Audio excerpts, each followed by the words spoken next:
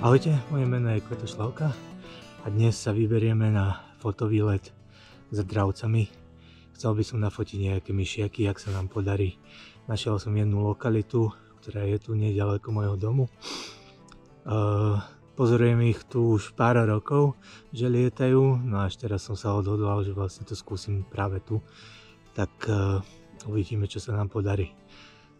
Popri tom by som vám možno chcel ukázať ešte aké maskovanie a čo používam pri fotení dravcov, ako si to vlastne nastavím. Prvú vec, ktorú používam pri fotení dravcov, tak je fotostan, ktorý je pre jednu osobu. Do toho používam klasickú rybárskú stoličku, na ktorej sedím a trávim väčšinu času. Na tú stoličku si ešte potom dávam niekedy karimatku, aby mi nebola zle.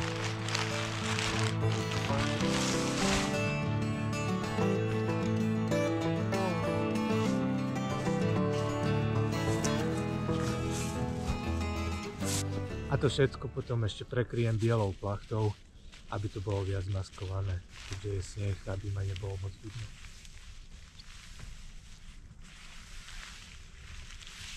Na zamaskovanie stanu ja používam klasické pončo snežné, ktoré vlastne prehodím cez vrch stanu a na priezor si nechám vlastne tie kraje, ktoré sú zopínané vždy takými cvokmi a takiaľ to prestrčím potom objektív smerom von a toto ostane uzavreté.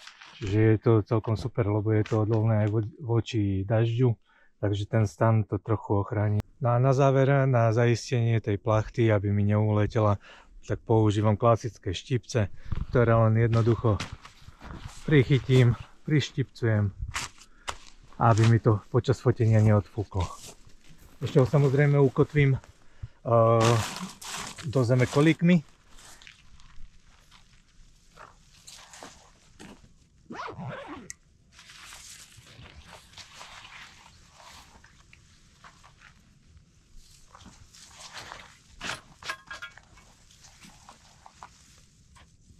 Tu ja už vidím myšiaka a už letí.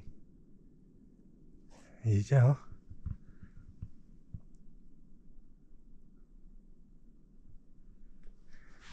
Mal by som sa poponáhľať. Nachystám foťák.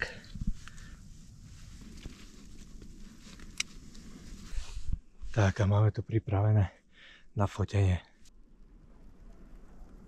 Už len sadnúť a čakať.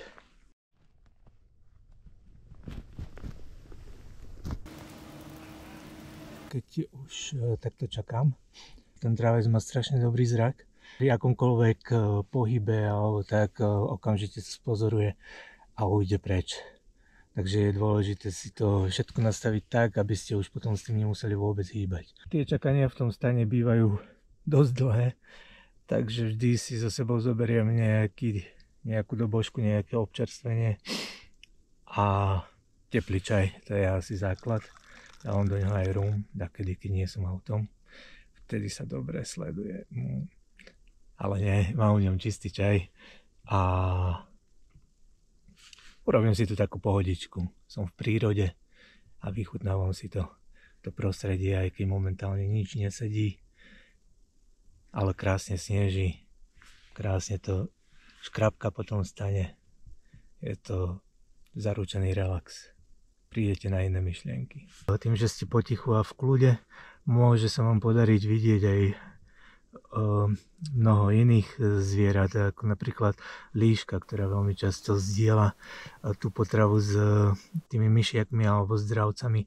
Takisto srnky, nemálokrát sa mi stalo, že aj diviaky som stretol, jelene, proste rôznu zver. Medvede tie už v tomto období by mali byť niekde hore stiahnuté pri broloch, ale tiež sa môže stať, že príde aj nejaký ten macol.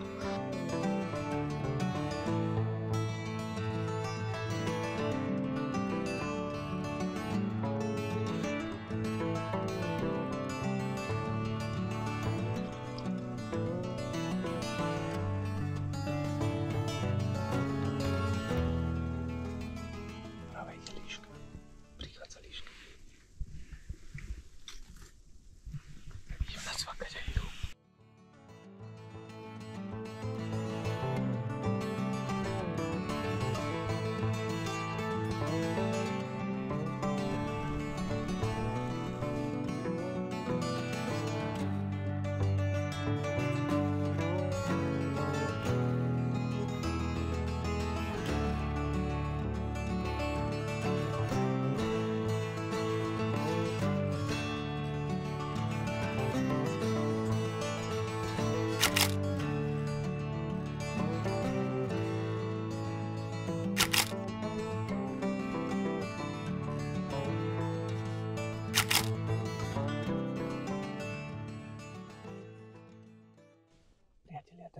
som na myšiaka, ktorý sa zatiaľ neukázal, ale namiesto toho prišiel jastrab.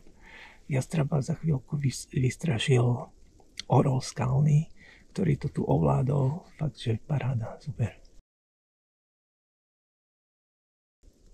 Super, obrovský vták, perfektný zážitok. Paráda, paráda.